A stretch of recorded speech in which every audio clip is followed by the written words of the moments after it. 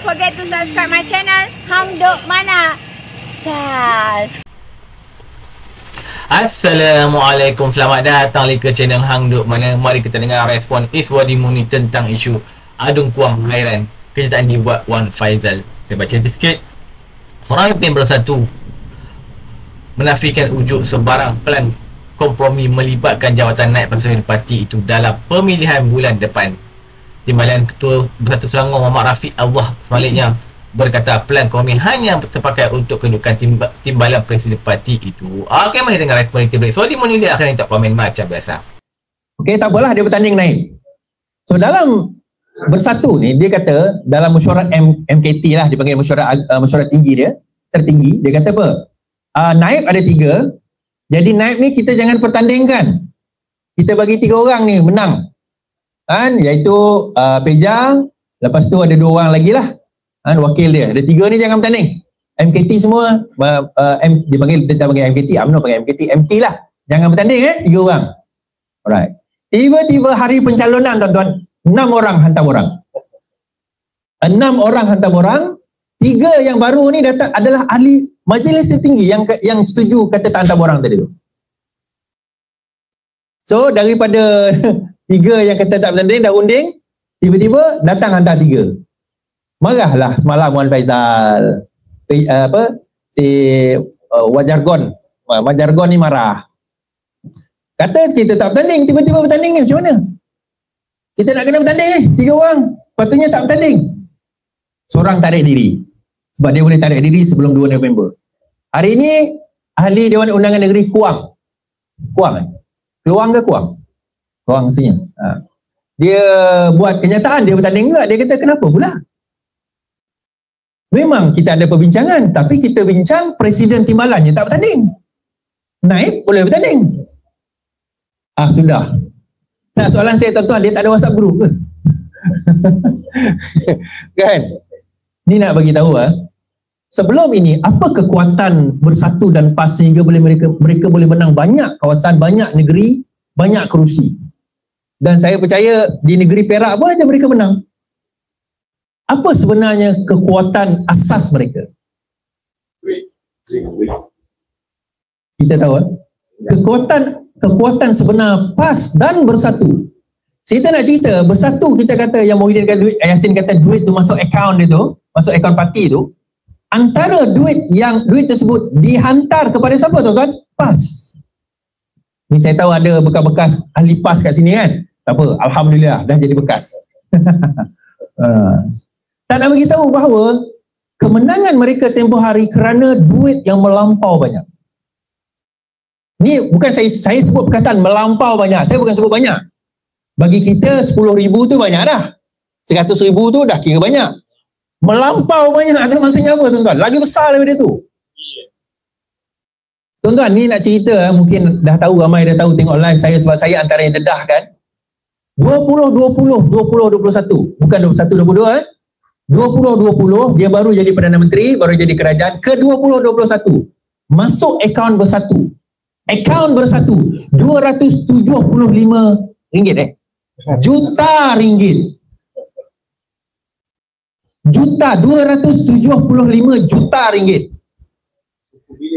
Nak bagi tahu tahun 2020-2021 akaun PKR dia audit 9 juta aje. 9 juta pendapatan. 2020-2021 9 juta. Dia 275 juta. Datang daripada 3 company yang masukkan dalam akaun dia. Antaranya Bohari Equity, Debt to Risk dan ada 1 individu. Itu Muhyiddin Yassin kata, wallahi duit 1 sen tak masuk dalam akaun saya. Dia masuk dalam parti saya. Definisi rasuah tuan-tuan, bukan bermakna definisi rasuah tu masuk akaun kita semata-mata, tak. Kalau masuk ke dalam akaun ejen kita pun dikira rasuah. Contoh. Kan, saya ada adik, ni abang saya. Contohlah, ni abang saya. Saya Perdana Menteri. Nak projek kan? Bank in dekat abang saya 200 juta lah. Projek 3 bilion. Okey bos. Dah bank in dah? Sudah. Kena tangkap. Saya luluskan projek, dia dapatlah 3 bilion, 200 juta masuk akaun abang saya. Wallahi, 1 sen tak masuk dalam akaun saya, dia masuk akaun abang saya. Salah tak? Salah tak salah? Kenapa salah? Walaupun tak masuk dalam akaun saya, dia tetap masuk dalam akaun ejen saya. Faham maksudnya? Ejen saya maksudnya akaun abang saya. Dalam kes ini bukan abang, parti dia. Sebab apa? Siapa presiden parti tersebut? Muhyiddin Yassin. Siapa Perdana Menteri Malaysia pada waktu itu? Muhyiddin Yassin. Siapa yang meluluskan projek Jannah Wibawah? Muhyiddin Yassin. Sebab kata Mak Sabu kan. Sabarlah nak ulang lah sebab cerita dengan lawan kita kan. Kan? So bila dia ada kuasa untuk meluluskan satu projek, dia soalan macam ni, kalau dia tak ada kuasa, nak tak 3 company itu masuk duit dalam parti dia? Itu soalan yang mahkamah akan tanya. Kalau dia tak ada kuasa, nak tak 3 company itu masuk 200 juta dalam company dia? Of course tak nak. Jadi di situ clear case lah bahawa itu dipanggil admission of guilt, pengakuan kesalahan. So mahkamah akan tentukan. Tapi nak cerita balik kepada Bersatu tadi, kekuatan mereka adalah kekuatan duit. So waktu kerajaan sekarang ini freeze akaun Bersatu, dia bekukan akaun Bersatu baru-baru ni. Kalau tak silap saya, dia ada puluhan juta masih ada dalam akaun. Masih ada puluhan juta. Bermakna yang 20-20-20 Bersatu 200 juta. 20-21-20-22 kita tak tahu. Dan pada waktu itu ingat kita tahu dia ni parti baru. Baru muncul Bersatu ni, baru jadi kerajaan setahun 20-21-22. 2 tahun jadi kerajaan, 33 bulan. Bendera sebanyak-banyak bendera dengan poster, dengan banner, iklan dalam TikTok, YouTube, bayar sesuka hati. Saya ingat masa tu saya campaign manager Petrajaya. Buka TikTok, 10 saya scroll 8 iklan dia. Video tentang Perikatan Nasional. Buka YouTube, iklan dia. Main game, keluar iklan Perikatan Nasional. Undilah Perikatan Nasional. Semua. Dan bukan murah, tuan-tuan. Benda tu bukan murah. Di dalam akaun Bersatu 20-20-21, dia kata 70 juta kalau tak silap saya, hanya untuk pengiklanan.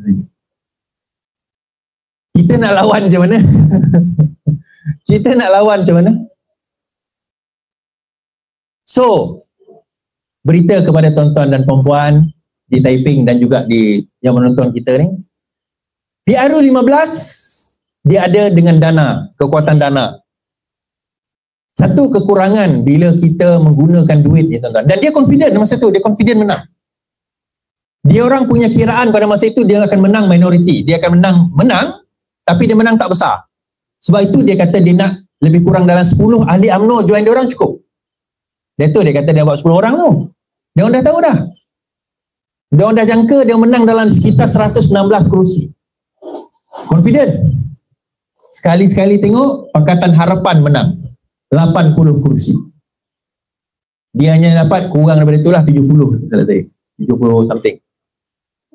Pakatan Harapan dapat 80, maka yang pertama dipanggil oleh Yang di-Pertuan Agong Pakatan Harapan.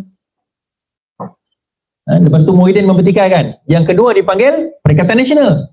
Tidak bersetuju. Ketiga dipanggil adalah UMNO, Barisan Nasional, dengan 20 lebih kursi. Baru GPS, JRS. UMNO kata setuju, GPS, JRS kata setuju. Yang kata tak setuju, Perikatan Nasional. Okay, tak apa. PRU 16 ni tuan-tuan, sangat menarik. Sebab kita akan bertembung dengan parti yang akhirnya mereka kembali sebagaimana kita sewaktu jadi pembangkang dahulu. Tetapi lebih bestnya, sewaktu kita jadi pembangkang dahulu, ingat zaman kita jadi pembangkang, masa kita bersama dengan PAS lah masa tu kan, lawan dengan UMNO Barisan Nasional, kita banyak isu. Kita banyak benda yang kita guna untuk nak tembak kerajaan pada waktu itu. Dengan kesnya, dengan macam-macam lah, banyak benda. Dengan masa tu GST dan sebagainya, banyak benda kita boleh attack kerajaan. Sekarang ini isunya, dah lah dia berada dalam keadaan macam kita jadi pembangkang dahulu, iaitu tak ada duit, tak ada dana. Mereka tak ada isu.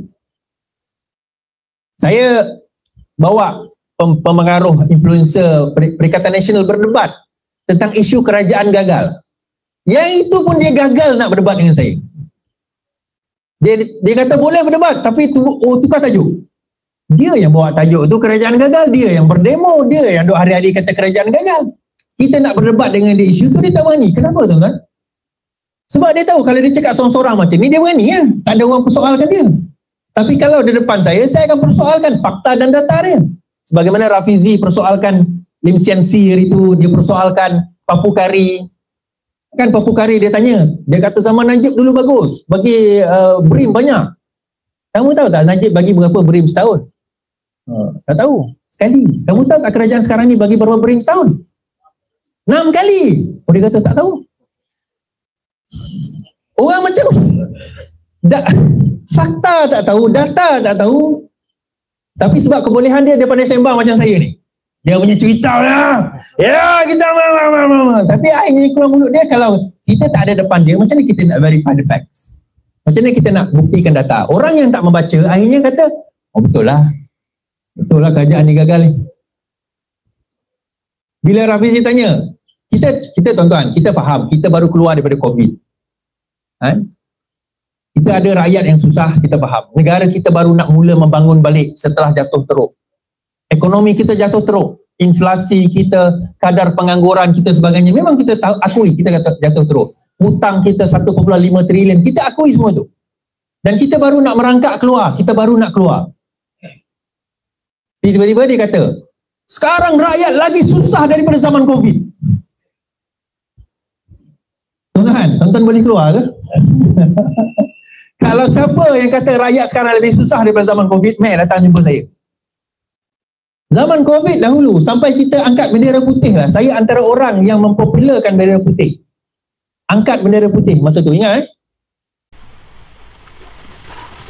Dalam komen saya baca detail lagi. Timbalan Ketua Bersatu Selangor Muhammad Rafiq Allah sebaliknya berkata, plan kompromi hanya terpakai untuk kedudukan Timbalan Presiden Bersatu itu Ahmad Faizal Abdul Musa Abu Hamid Zudin dan Ahli Majlis Pimpinan Tertinggi Azmin Ali. Saya akui memang ada plan kompromi, tetapi pelannya saya nak beritahu yang kita putuskan ialah Muhyiddin Yassin berunding bagi membutuhkan 3 orang penting dalam parti itu, Datuk Seri Hamzah Hairuddin Azmin Ali dan Datuk Seri Faizal. Kita mahu itu punya kawan kerja. Apa ada dapat makna Ibrahim. Assalamualaikum.